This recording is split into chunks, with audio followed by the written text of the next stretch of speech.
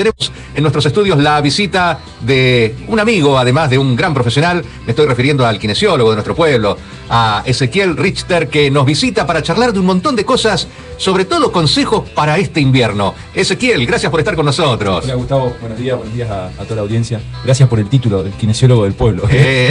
¿Cuántos años hace ya que estás? Cumplo 9 años ahora. 9 años, claro, exacto. Ya formé familia, ya soy de acá. Yo me siento de acá. Exacto, exactamente. Bueno, vos sabés, Ezequiel, que yo, una de las cuestiones que veo, más allá de todas las que podemos charlar, ¿no? Es que llega el invierno, es como que uno se mete más en la casa, se hace más sedentario, se acurruca más, se apesadumbra un poco más. Y yo me pregunto si esto no conspira un poco contra las articulaciones, contra la movilidad, y si hay forma de solucionarlo en la casa con las cosas que tenemos a mano.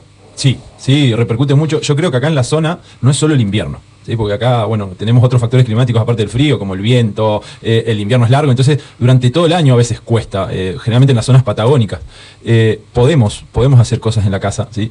Lo que yo siempre le digo a los pacientes es que nos puede servir un tiempo, pero creo que es importante esto de hablar de salud como algo global, también salir de la casa, ir a un gimnasio, ir a bailar folclore, buscar actividades que nos saquen fuera, ¿no? Para sociabilizar y ayudar a otros factores que colaboran en que seamos saludables, no solo el movimiento.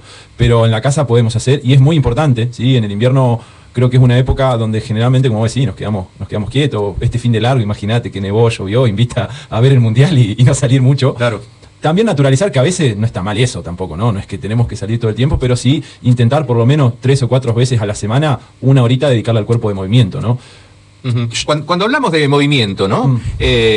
Porque por ahí hay distintos tipos de movimiento, ¿no? Podemos ir aeróbico, yo salgo, camino a buen ritmo, qué sé yo, hago ejercicios de musculación, de fortalecimiento. ¿Cómo sería una mezcla, una combinación perfecta? Para mí la combinación perfecta es un poco de aeróbico y un poco de fuerza, ¿no? Para la salud cardiovascular y mantener las articulaciones y los músculos fuertes. Caminar creo que es el ejercicio más barato y más fácil de hacer, es ponerse zapatillas y salir, entonces lo usamos mucho. A veces eso no es lo que necesita el cuerpo en ese momento, y creo que sí, cuando nos quedamos mucho tiempo quieto, capaz hablando de personas más adultas, vamos perdiendo cada vez más fuerza. Entonces es importante mantener, y también para las articulaciones, 2 o 3 veces por semana hacer ejercicios más enfocados a la fuerza, a la tensión muscular, para mantener y no perder fuerza, no pensando en, estar marcado, sino pensar en conllevar una vida y algo más saludable, pero hablando más del día a día, ¿no? De poder realizar las cosas, poder jugar con el nieto, poder ir a hacer compras, ¿no? Que a veces eso, cuando estamos mucho tiempo encerrados, se presentan como grandes desafíos para la persona, ¿no? Ya me cuesta salir a hacer compras, me cuesta agacharme a jugar con el nieto. Entonces, hacer esos pequeños ejercicios de fuerza, porque ponerme de cuclillas y jugar con el nieto es un ejercicio de fuerza para algunos, salir a caminar hasta... Para otros es imposible. Para otros es imposible, ¿no? Como para no perder esas funciones casi básicas, es importante la fuerza y la movilidad. Ir a un gimnasio, de fuerza a veces pensamos como ir a levantar pesas, ¿no? Pero otros ejercicios de fuerza pueden ser yoga, que es fuerza con el cuerpo, pilates, de los que hay acá, pienso, ¿no? Después ir a un gimnasio, natación, mezclamos ahí un poquito lo que es aeróbico también, ¿no? Pero es fundamental, para mí es fundamental la fuerza, como esto de la pérdida del equilibrio, las caídas a futuro que nos pueden complicar un poco, lo traslado a veces a mis pacientes, ¿no? Si yo tengo 60 y me caigo, puede ser una complicación a futuro muy grande, como puede ser una fractura de cadera o fractura de muñeca, ¿no? Entonces, pensarlo en cómo mantenerme lo más vital posible y saludable para poder estar cómodo en el día a día. Ahora, esto que vos mencionabas, ¿no? Esto de las caídas, ¿no? Que uno, sobre todo cuando uno va pasando los años, pasar los 50, pasar los 60, pasar los 70, es como que cada vez puede ser más complicada la caída, ¿no?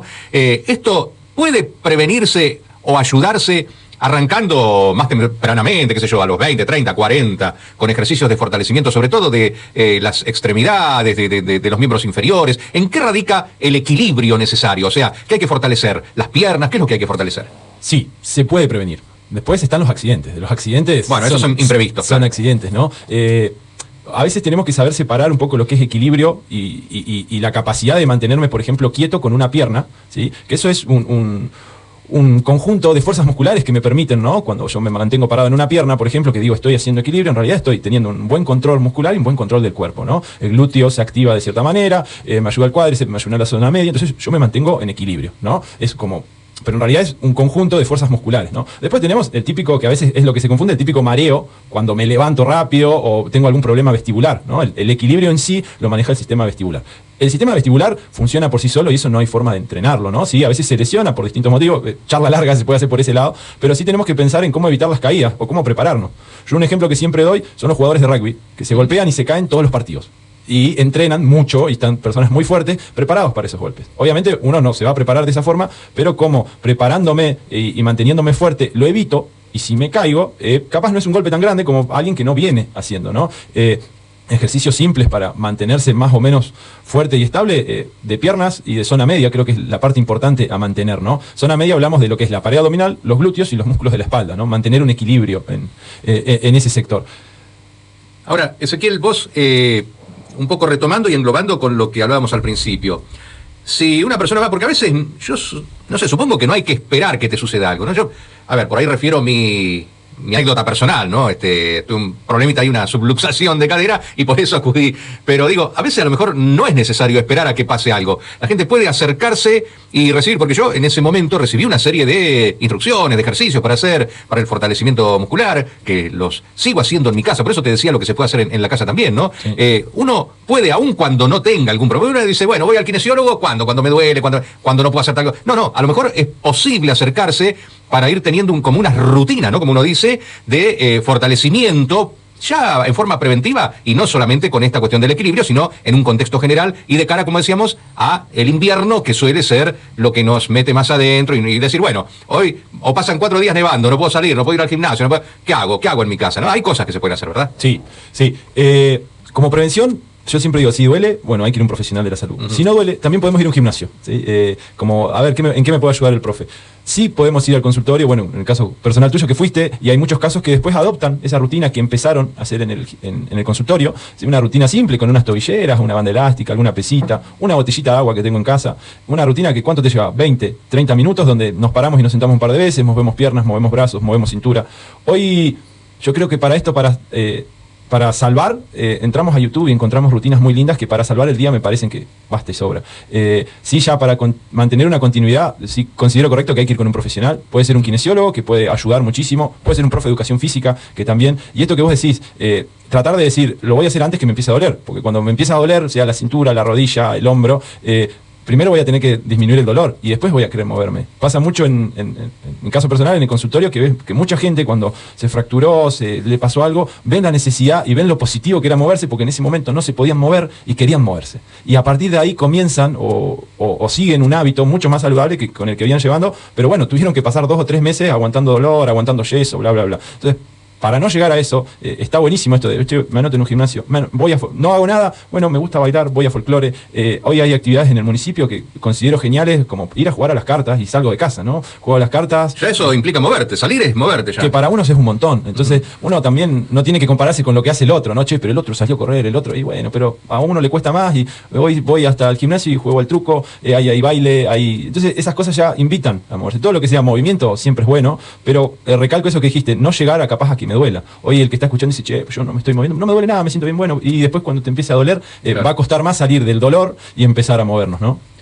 Yo creo que, haciendo una analogía, ¿no? Pasa por ahí con el tema, como con todo, ¿no? Con todos los temas que tienen que ver con el organismo humano, ¿no? Pero hay algo que a mí siempre me ha quedado grabado, que es el tema de la deshidratación, ¿no? Uno toma agua por ahí, y cuando vos tenés sed es porque ya estás teniendo un síntoma de deshidratación, ¿no? O sea, la sed, no tenés que esperar a tener sed, vos tenés que tomar agua, ¿no? Entonces, me parece que lo mismo sucede con esto, con el movimiento, con los ejercicios para los músculos, para las articulaciones, que no hay que esperar que nos duela, que haya un síntoma que diga, uy, las articulaciones, uy, las rodillas, ¿no? ¿Hay algo de mito, o es realidad esto de que el clima incide? Por ejemplo, ahorita dicen, con la humedad me duelen todos los huesos. ¿Eso es verdad? Sí.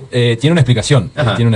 Las articulaciones, hombro, rodilla, trabajan y tienen una presión, ¿sí? Una presión que conjuga un poco con la presión atmosférica. No sé, no soy meteorólogo, pero sé que, por ejemplo, cuando hay nieve o cuando hay una tormenta, no sé si sube o baja la presión, pero hay una diferencia de presión. Entonces, en una articulación dañada, puede ser como una persona que tiene artrosis, una lesión en el hombro, una fractura de muñeca intraarticular, muchas lesiones o alguna cirugía de rodilla. Yo tengo 2 cirugías de rodilla y se siente. Por ejemplo, en mi caso personal tengo 2 tornillitos en una rodilla, y cuando está por nevar o algo che, me parece que puede, ¿no? Y se siente algo raro. ¿Por qué? Porque habla de que hay una lesión articular o hubo algo que ya no quedó 0 kilómetros ese, pues ya hubo una intervención quirúrgica. Entonces se siente, ¿sí? Es muy común caso personal, consultorio, los pacientes que vienen en estos días, el dolor a veces como que está más presente. Y capaz que veníamos bien con el tratamiento, pero me duele mucho, sí, pero fíjate cómo está el clima. Influye mucho. Tiene su razón científica, ¿no? Más allá del mito, uy, te duele la rodilla, está lloviendo, tiene su porqué. Tiene una explicación. Y otra cosa vinculada también con el clima que quería preguntarte, tiene que ver, bueno, en unos días más va, o al menos está anunciado que va a nevar, ¿no? Viene nieve, con el frío se hace hielo. Digo, ¿hay formas de movernos cuando salimos a caminar, que hay nieve, que hay hielo? ¿Es conveniente hacerlo por dónde, por qué lados? ¿Hay alguna forma mejor de pisar que otra? ¿Dar los pasos como siempre o en forma distinta? ¿Qué recomendaciones podés hacer para esos casos cuando haya que sí o sí salir a caminar con nieve, con hielo? Mira, para esos casos creo que hay que separar. Yo creo que el adulto mayor en esos momentos, si puede no salir con hielo, es mejor. Estamos aumentando probabilidades de caída. En todo, ¿no? Por algo las recomendaciones hasta de defensa civil, que se ponen alertas justamente para que la circulación disminuya y se eviten accidentes. Yo lo que uso cuando tengo que salir de hielo, hay unas grampas de goma que vienen, que las pones a la suela, van genial, ¿no? Como técnica, yo creo que no hay ninguna. Caminar con hielo no es natural, por algo se usan estos anexos, raquetas, si hay mucha nieve, se usan las grampas, se usan antideslizantes, no es natural, no es lo indicado, y el hielo es caída. Sí, creo que lo que tenemos que buscar ahí es a los abuelos cuidarlos y que no salgan, ¿no? A la gente grande, y si salgo, salir con mucho cuidado. Yo en lo personal he salido a correr, me gusta correr, salgo con nieve y hielo. A mí lo que me resulta es correr. En la nieve caminar, a ver, ¿qué pasa? Tenemos un peso, entonces el hielo acá en la calle o algo para caminar es una capa muy fina. Si yo piso fuerte, se va rompiendo. Entonces correr sobre hielo creo que es más fácil que caminar sobre hielo, que uno va más pendiente. Entonces al tirar el peso y a pisar, darle menos contacto sobre el suelo, porque vamos corriendo y va despegando el suelo más rápido, a mí me resulta más fácil. Pero creo que no debe haber una técnica. Es como, por ejemplo, el correr en la montaña en las bajadas. Hay gente que corre muy rápido y va bajando y hay gente que le cuesta más. Creo que es algo muy personal, ¿no? Y que depende mucho de la capacidad física de cada uno. O sea que cada uno por ahí puede ir detectando, ¿no? A mí, por ejemplo, no es lo mismo caminar en nieve que en hielo. No. Incluso yo noto que los pasos es como que los hago más razonando, ¿no? Voy pisando primero con el talón, apoyando de a poco, cosa que uno por ahí no hace cuando estás caminando sin agua, sin nieve, sin nada, ¿no? Reducís el paso, apoyás mejor el pie, no sé, es como cuando uno camina, uno dice por ahí, sobre cáscara de huevo, claro, ¿no? ¿Viste? Un buen tip es ese, si hay hielo y nieve, caminar sobre la nieve. Es lo mismo, por ejemplo, cuando uno corre o camina, si ves piedras y ves piso firme, la piedra a veces se mueve, entonces buscar la parte más firme, en este caso la nieve es más firme. Eso que hablabas de que cómo se va fijando uno, cómo pisa, eso habla del esquema corporal y la capacidad de prestar atención que uno le tiene al cuerpo, ¿no? De que, en esto de, que es como una experiencia muy personal, dónde camino, cómo camino mejor, habla de cómo uno le presta atención a su cuerpo y cómo va viendo, bueno, no, esto me cuesta, voy por este lado, esto. Y eso también es un entrenamiento de, bueno, piso así, piso allá, ¿no? Y requiere mucha atención en el terreno difícil y es interesante ver cómo cada uno se desenvuelve. A mí me cuesta un montón hacerlo. Mirá, ¿no? Esto de caminar antes cuando era chico lo podía hacer y ahora de grande no puedo. Y hablo un poco de, ahí puedo prestar atención, ¿no? Volviendo a esto de no esperar a que me duela, digo, mirá cómo me costó este año caminar en el hielo o en la nieve. Capaz que estoy perdiendo capacidades que podrían mejorarla para no quedarme, porque el invierno que viene me va a costar más, ¿no? Algo más que tiene que ver también con el clima y con esta recomendación que dabas de salir, ¿no? Salir, caminar, salir y caminar con el frío. ¿Cómo actúa el frío sobre los músculos, las articulaciones? ¿Hay que prevenirse más? ¿Es mejor ir más abrigado? ¿Viste que por ahí a veces te dicen, no, usa medias que te respire mejor el pie, otras que no, abrigate bien? ¿Qué es lo que conviene en cuanto a ropa cuando uno decide salir a caminar así, con temperaturas bajas, para proteger, ¿no? Todo el organismo, sí, ¿no? Esto lo hablo más como corredor que como kinesiólogo. Claro. Mi experiencia sí habla de que primero el frío no hace mal. ¿Sí? Sí, hay que abrigarse más justamente para prevenir enfermedades, ¿no? Es muy importante cuando uno hace actividad física en tiempos así, tener distintas capas de ropa, ¿no? Sí transpirables. A ver, si yo salgo a correr con algo, con una media, en realidad la media no es el problema, es el calzado. En un calzado que no me transpire mucho, genera que se humedezca más el cuerpo, ¿no? Entonces tengo que buscar un calzado que transpire, pero a la vez no me entre agua, ¿sí? Estamos hablando que la ropa de invierno es cara.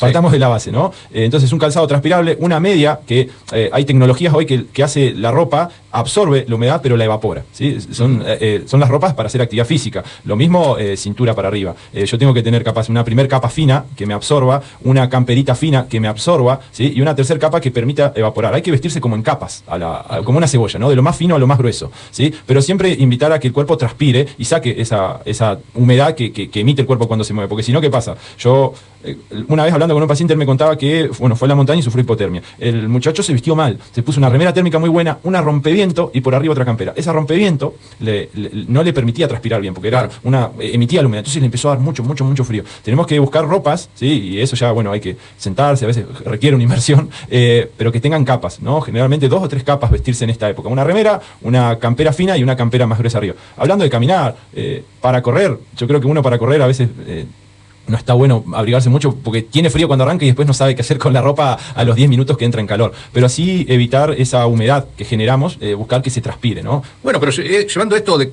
a ver, este sistema, ¿no? De vestirse en capas, te permite tal vez ir sacando alguna de esas capas, ¿no? A medida que vas notando, ¿no? El incremento del nivel calórico por ahí, ¿no? Pues es que por ahí una de las cuestiones que también tienen que ver, no sé si con el sedentarismo en sí, con el avance de la edad, con varios factores. A veces, ¿viste? La gente te dice, siento las piernas pesadas, ¿no? Y a veces el médico te dice, bueno, use medias de descanso, ¿no? ¿Cómo se combinan las medias de descanso con esto de las caminatas? Es decir, las medias de descanso, ¿conviene utilizarlas cuando caminás, cuando estás en tu casa en reposo? ¿De qué forma? Las medias de descanso, medias de compresión son buenísimas, se pueden hacer y se pueden usar haciendo actividad física. Así como a veces perdemos propiedades como la fuerza, por algunos factores ya más patológicos, las propiedades de circulación, venosas, arteriales o linfáticas, pueden estar afectadas. Generalmente las medias de compresión son muy buenas tanto en descanso, pero no pasa nada malo si las usamos haciendo actividad física. Ahí, obviamente, si ya hay un problema circulatorio, lo mejor es ir con un médico y ver qué problema hay, ¿no? Como mi primer medida preventiva son excelentes. Generalmente no solo la usan gentes con problemas circulatorios, sino a veces personas que hacen actividades físicas muy prolongadas, ¿sí? Como carreras largas, bicis, muchas horas de ciclismo, se usan medias de compresión o hasta en los brazos para ayudar el retorno venoso tanto en miembros inferiores como en miembros superiores. Por ejemplo, un ciclista suelen usar. Se pueden usar tanto en descanso como en actividad física, no va a haber ningún inconveniente, si capaz en algún momento sacárselas, ¿no? Capaz después de hacer actividad física, por esto de que ahí aumentamos mucho la circulación y pueden apretar un poquito. Entonces, llegar a casa, si tengo problemas circulatorios, me las saco después de hacer actividad física, pie elevado. Hay muchas medidas preventivas aparte de las medias de compresión, como son los vendajes fríos, ¿sí? que ayudan mucho, el pie elevado, pero en estos casos sí, más allá de esto, es importante ir a un médico, ¿no? Por algún problema circulatorio, seguramente. Ezequiel, bueno, un poco motivado también por esta cuestión del inminente invierno más profundo que se viene, y que, como decíamos, ¿no? Por ahí nos hace diferentes en nuestras costumbres, en nuestros hábitos. A mí se me ocurre que esto de estar más tiempo en la casa, tal vez también acentúa otras actividades paralelas, por ejemplo, el uso del celular, de la computadora, y en esto quería preguntarte cómo incide sobre todo en las cuestiones, a ver, lo que puede tener que ver con la mano, con la posición de la mano, de los dedos, del brazo, del cuello, ¿no? El estar más tiempo que lo habitual mirando las pantallas o sosteniendo el celular. Sí, el tema pantallas fomenta muchísimo el sedentarismo y las posturas viciosas, estar mucho tiempo en la computadora, con el celular. La recomendación para mí fundamental es no pasar más de 40 minutos o una hora enfrente de la compu. Me levanto 10 minutos, no sé, me preparo un té, voy al baño, camino alrededor de la mesa. Porque hay gente que, bueno, trabaja en eso, hace home office, hace oficina. Entonces, bueno, yo lo tengo que hacer, bueno, genial. Cada 40 minutos levantate un ratito. La posición de cómo tengo el monitor, ¿no? Tratar de tenerlo a la altura del ojo, ¿sí? Y enfrente, ¿no? El monitor de costado, medio bajo, donde yo ya me agaché y me acomodé de una forma que voy a estar capaz 2 horas así, no es lo conveniente. Tenerlo bien enfrente. Otra cosa fundamental con la computadora es apoyar el codo, ¿no? Porque generalmente viste que estoy con el mouse y tengo la mano apoyada en el escritorio, pero el codo afuera. Claro. Entonces ya sería apoyar el codo. Apoyar, tener bien adelante, bien enfrente. Necesitamos un escritorio grande. Claro. Bueno, necesitamos. Ya pedimos mucho. Hablando de la idea, cierto, ¿no? Sí, pero sí. tener ciertas precauciones. Con respecto después a las pantallas y cómo repercuten en el sueño también, ¿no? El celular generalmente a la noche y cómo. En esto de hablar de tanto de hidratación, hay un atleta muy famoso que es un corredor de montaña que él lleva todo muy simple y son cosas fundamentales que tenemos que hacer durante mucho tiempo. Comer bien, entrenar, obvio porque es un atleta, y descansar bien, ¿no? Y en el descanso fundamental tratar de evitar horas nocturnas de pantalla. Hoy juega la selección, a la noche lo evitamos, ¿no? Obviamos eso, pero tratar de no llegar con el celu a la noche, tratar de no estar hasta última hora con la tele, porque está bien, yo me acosté y me dormí, pero el descanso no va a ser el mismo de alguien que se cuidó, ¿no? Esas cosas, viste, yo creo que se pueden evitar y creo que hacen hasta bien, invitan a hacer otras cosas, ¿no? Hay una recomendación de 1 hora antes no usar celulares, ¿no? Sí. 1 hora antes de dormir. Incluso hay algunos celulares, yo creo que la mayoría hoy en día, que te traen bueno, no es la panacea, pero aunque sea ayuda, que es la calidez, ¿no? El modo descanso. Claro, el modo que es un modo más cálido, sí. Le saca los azules, ¿no? Que evidentemente esto incide en el problema que tiene que ver cuando uno necesita conciliar el sueño, ¿no? Sí, mi celular se pone en blanco y negro. Mira. A partir de las 11 se pone en blanco. Entonces ya te queda, te estoy viendo, ¿viste? Bueno, lo dejo. Lo podés sacar, pero bueno, te invita, lo dejo un rato. Cuesta mucho, pero creo que en esto de encerrarnos, que invita a estas cosas y nos lleva más a pantallas, a estar quieto, televisión, computadora, celular. Por eso a veces yo siempre digo que creo que es fundamental en zonas como esta, obviando el invierno, para mí durante todo el año, tener una actividad indoor fuera de casa. Un gimnasio, pelota paleta, pádel, un fulbito con amigos, ¿no? Tener algo fuera que me invite a salir una hora, martes y jueves tengo folclore, lunes y miércoles juego al pádel, ¿no? Que me invita a dejar el celular un rato, dejar la pantalla, moverme, sociabilizar. Creo que es fundamental en lugares como estos donde nos invita a estar encerrados en casa o no hacer mucha actividad.